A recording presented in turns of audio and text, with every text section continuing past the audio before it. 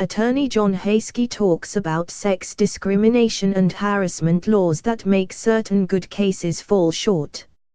Numerous people associated with the entertainment industry, sports, and business are being accused of some kind of sexual harassment. Photo, Getty Images / iStock photo. Indianapolis Attorney John Hayski can think of at least 100 workplace sexual harassment claims that he had to turn away in the past 40 years. Not because they were egregious, but because buried in Indiana's civil rights code are two provisions that keep sexual harassment victims from having their day in court. One requires that an employer give consent to be taken to court. Yes, the employer must agree to be sued. The other provision prevents employees of very small businesses from suing their employers at all. Federal civil rights law applies to workplaces with 15 or more employees, but for employees at small companies, Indiana's code and similar laws across the country provide little to no protection against workplace sexual harassment, employment law experts say. Businesses can and do skirt the laws often, lawyers say. There should be some kind of remedy for unlawful acts that happen in the workplace, Hayski told IndyStar at his downtown office. No one should be immune from responsibility. Indianapolis Attorney John Hayski says Indiana's sexual harassment laws prevent people from having their day in court. Photo, Kelly Wilkinson / IndyStar.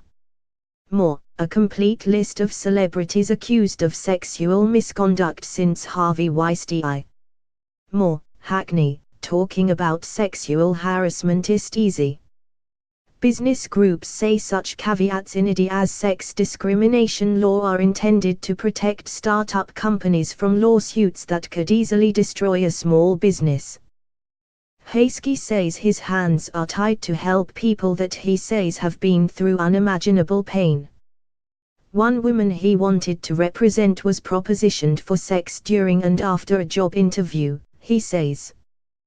The interviewer then offered money to the woman, saying everyone needs money for the holidays. Another woman was harassed by co-workers, and after she complained, she was fired. An Indiana University professor who teaches sex harassment law says it is time for Indiana to change its 56-year-old statute.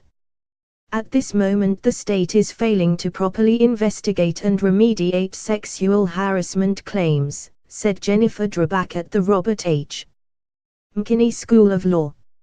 Unless a change in the law is made, she said, this bad behavior will continue with no consequences. While Title VII of the Federal Civil Rights Act prohibits sex discrimination in the workplace, the federal courts only apply to workplaces with 15 or more employees, said James Ryan of the Equal Employment Opportunity Commission.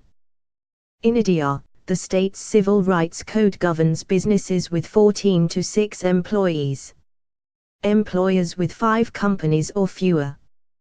They are not bound by any law at all. If a company does have at least 6 employees, we can't do anything about a case, Hayski said. It's unfortunate for those people. He listed 4 cases that he had to turn away just in December based on the size of the businesses involved.